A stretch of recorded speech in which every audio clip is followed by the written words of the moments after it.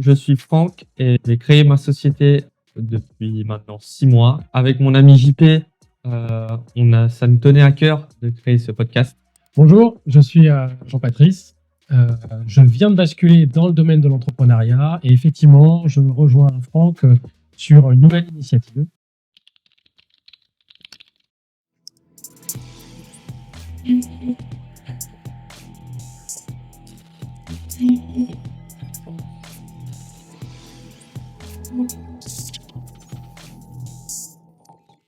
Alors, bienvenue sur Business Reload. Business Reload, c'est un podcast qui s'adresse aux personnes qui sont curieux du monde de l'entrepreneuriat et généralement de l'entreprise. On va aborder avec Franck plusieurs thématiques qui permettront d'y voir un peu plus clair et de comprendre sans complications, sans jargon, sans bullshit, comme on se dit, le fonctionnement de l'entreprise, le monde de l'entrepreneuriat et comment réussir à avancer, à découvrir les arcanes de l'entrepreneuriat. Bienvenue sur le premier épisode de Business Reload. Donc, pendant ce premier épisode, on va aborder plusieurs thématiques qui vont tourner autour de la création d'entreprise et du statut du chef d'entreprise.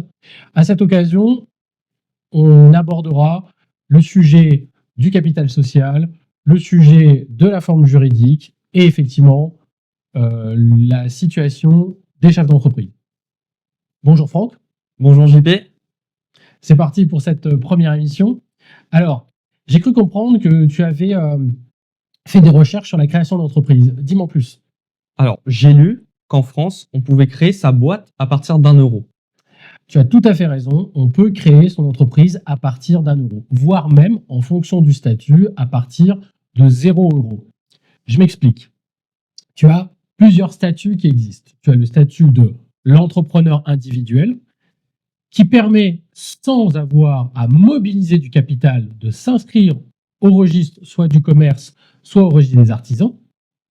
Et après, tu as, pour toutes les autres formes sociétales, la possibilité de mobiliser uniquement 1 € de capital pour créer des sociétés de type SARL, de type EURL, de type SAS. Alors, derrière tous ces noms, de quoi on parle?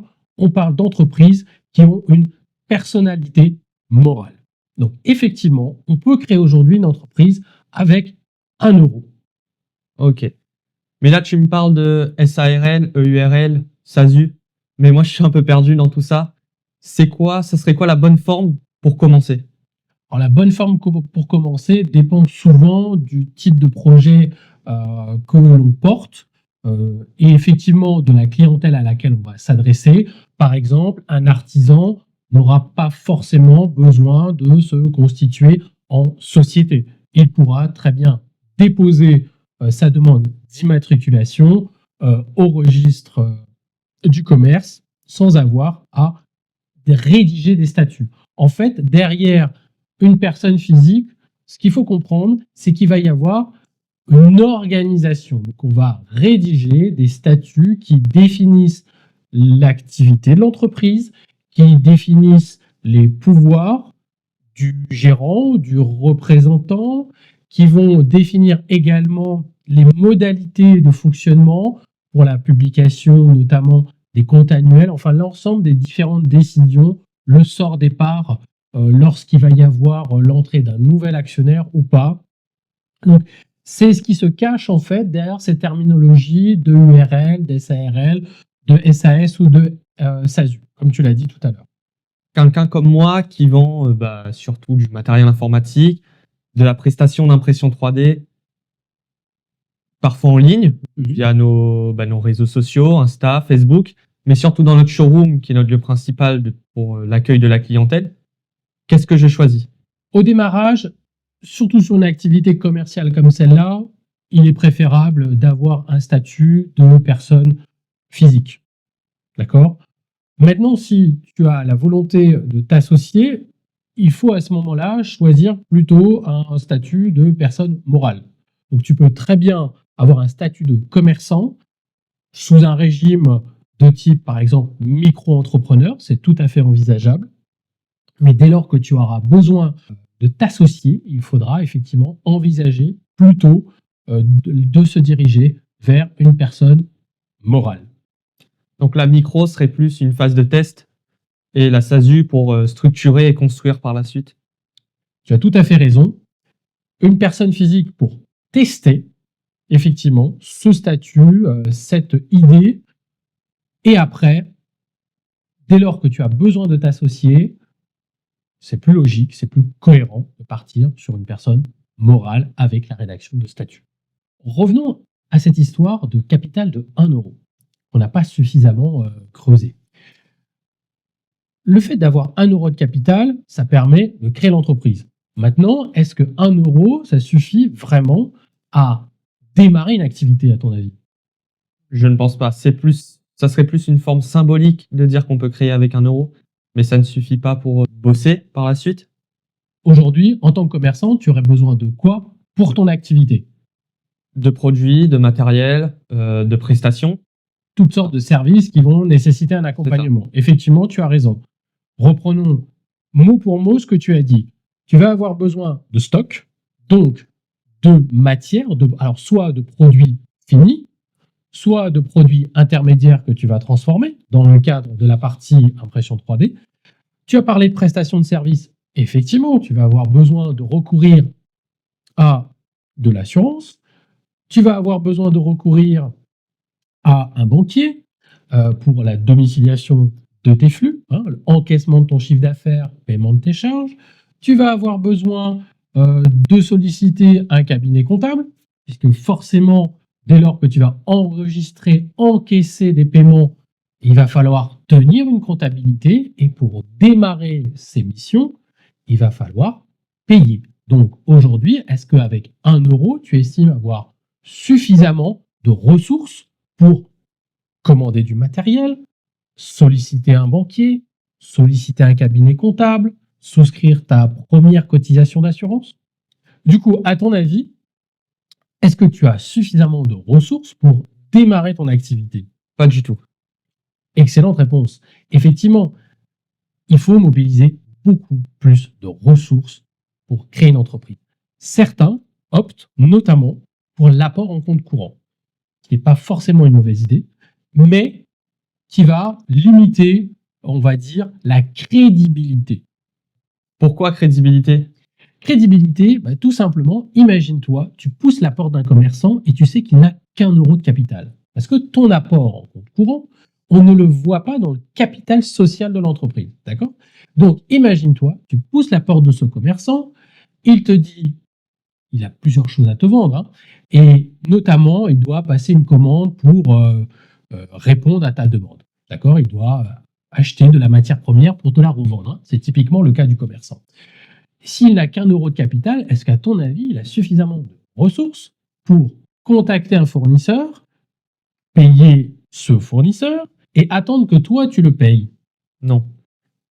Ça ne suffira pas et, comme tu l'as dit, la crédibilité ne sera pas là. Tout à fait. Donc, l'importance de renforcer son capital au départ et non pas de passer par de l'apport en compte courant, ça peut mettre en péril la crédibilité d'une entreprise. Okay.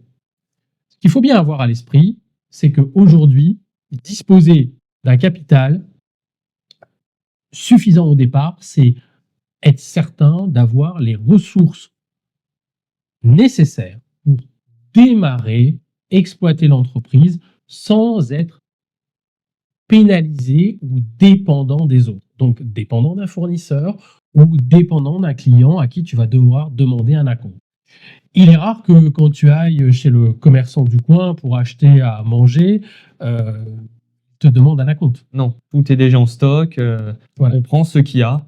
Ce qu'il n'y a pas, on revient une prochaine fois ou on va ailleurs. Exactement. Maintenant, au niveau d'une société, on peut la constituer aussi avec des apports en nature. Dans le capital, on va pouvoir inclure du matériel qui est apporté.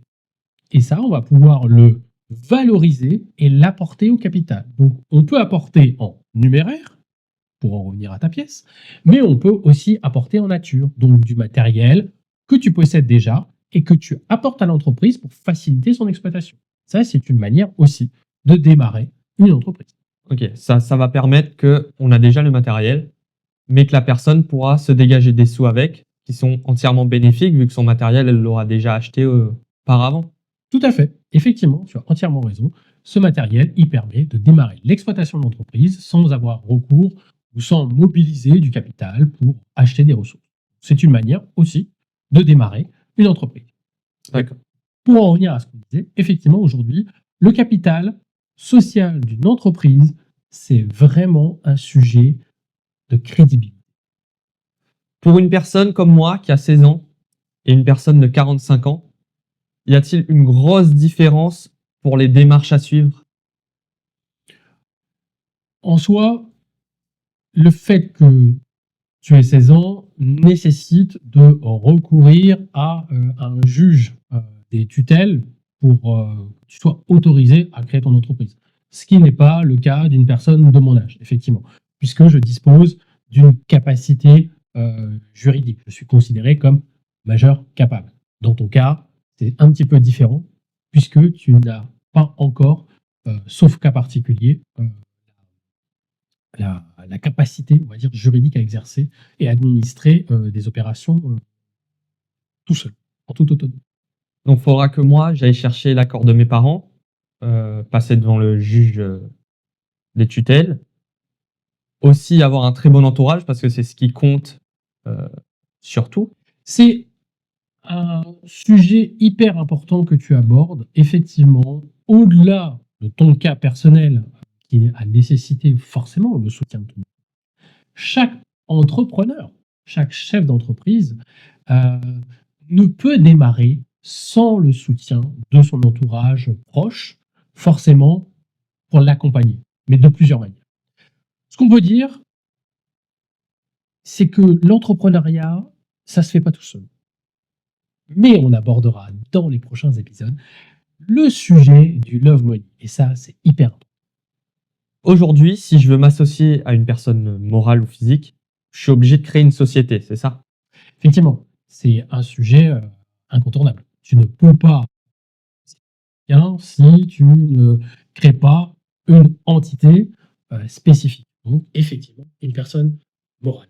Alors, ce qu'il faut bien comprendre là-dedans, c'est que on va, comme je l'ai dit tout à l'heure, définir en fait le fonctionnement de l'entreprise, son activité, son siège social, la répartition des parts, hein, le capital social, comment il est réparti, la répartition des actions. Et effectivement, c'est une nécessité. Maintenant, ce qu'il faut avoir à l'esprit, c'est que le statut juridique, d'accord, va aussi conditionner le statut social du chef d'entreprise. Et ça, ce statut social, c'est quelque chose très important auquel on ne pense pas suffisamment. Je l'ai souvent vu dans le cadre des projets que j'ai accompagnés et des entrepreneurs que j'ai accompagnés jusqu'à présent. Le statut du chef d'entreprise n'est pas suffisamment bien préparé. Mais je comprends pas. Qu'est-ce que tu veux dire par là? Ce que je veux dire par là, c'est que quand on parle de statut social du chef d'entreprise, il y a la manière dont il va bénéficier notamment d'une protection sociale. Aujourd'hui, en France, n'importe quel salarié bénéficie d'une protection sociale parce qu'il paye des cotisations sociales. D'accord. Une partie de son salaire est destinée à payer des cotisations, type cotisation vieillesse, cotisation maladie, invalidité, etc., etc. Dans le cas du chef d'entreprise, c'est complètement différent. On a parlé tout à l'heure du statut d'artisan et de commerçant. Ils exercent en entreprise individuelle, d'accord. Ils ont forcément une affiliation, donc ils sont automatiquement enregistrés, si tu veux, auprès du régime des indépendants. Aujourd'hui, ça ne s'appelle plus régime des indépendants, c'est le régime de la sécurité sociale qui concerne uniquement les artisans, commerçants et gérants majoritaires de sociétés. Le fait d'avoir ce statut, comme je l'ai dit tout à l'heure, c'est un minimum de protection sociale, mais aussi une nécessité de cotiser. D'accord. Donc, ils doivent payer. Pour une SAS, par exemple, le chef d'entreprise, le dirigeant, il a un statut de quasi salarié, assimilé salarié. Donc, dans son cas, il va y avoir une subtilité, notamment le fait que s'il ne se verse pas de rémunération, il ne va pas être tenu de payer des cotisations sociales. Il y a une grande différence. Donc, c'est beaucoup plus souple. Ça veut dire qu'on va pouvoir arbitrer la consommation de trésorerie si on choisit le statut, par exemple, du dirigeant de SAS. Alors que lorsque tu es entrepreneur individuel ou gérant majoritaire, dès lors que tu démarres ton activité, quoi qu'il arrive, il y a un forfait minimal à payer au titre de tes cotisations sociales. Tu vois ce que je veux dire? Je vois. Ce qui fait qu'il y a une sacrée différence entre ce que tu vas choisir comme statut déjà dès le départ. Tout à fait. Il va falloir réfléchir au statut, non pas uniquement pour cet euro de capital que tu veux mobiliser ou ce que tu veux apporter, mais aussi est-ce que j'ai besoin d'une protection sociale ou non? Je peux choisir de la souscrire à titre individuel, c'est tout à fait possible. Mais est-ce que l'entreprise aura les moyens de supporter des cotisations sociales dès le départ? Parce que ça va faire la différence aussi sur des sujets qu'on abordera dans les prochains Dans les épisodes. prochains épisodes. Tout à fait. Où on parlera notamment de la formation de la marge, d'accord, qui permettent de conditionner quelque part des sujets de rentabilité. Ok. Est-ce que c'est plus clair maintenant? Là, j'ai beaucoup mieux compris. Eh ben, c'est à ça que sert Business Reload. C'est de savoir quelle est la piste la plus adaptée en fonction du projet des uns et des autres. En écoutant Business Reload, vous allez avoir des informations, mais qui vont nécessiter d'être approfondies.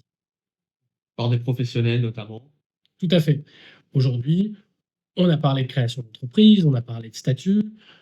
Ceci étant, chaque cas est différent. Et donc, il vaut mieux s'attacher les services d'un professionnel du droit ou d'un professionnel du chiffre. Chiffre. Oui, du chiffre, pas comme dans James Bond, hein. Ah, Mais les professionnels du chiffre sont les comptables. Et c'est eux, généralement, qui accompagnent les chefs d'entreprise et les entrepreneurs. Ce qu'on est en train de vous dire aujourd'hui, c'est que créer une entreprise, ça nécessite une certaine réflexion, mais il faut se faire accompagner. Au-delà de Business Reload, il y a des ressources qui sont disponibles aujourd'hui en ligne avec servicepublic.gouv.fr ou entreprendre.fr ou même les différents types euh, de chambres consulaires ou d'organisations régionales qui vont donner des informations pour la création d'entreprises. On peut en prendre un que tout le monde connaît en tout cas, qui est BPI, la Banque publique d'investissement. Leur site internet fourmille d'informations. Il faut vraiment s'attacher les services d'un professionnel et il faut faire des recherches par soi-même avant de choisir. Nous, on donne une vision, on défriche un petit peu les choses, mais il faut vraiment s'attacher les services de professionnels pour aller plus loin. une fois que l'on a fait ça, c'est simple, rapide. Oui, c'est simple et rapide. On peut s'enregistrer en ligne. Certains établissements bancaires rédigent vos statuts et vont même les déposer au greffe du tribunal. Ce qui fait que c'est accessible à tous. Tout à fait, dès lors qu'on sollicite ce service. Mais tu me parles d'aller au greffe du tribunal. Mais si on revient sur les 1 euro, ça aussi, ça va nous recoûter des sous.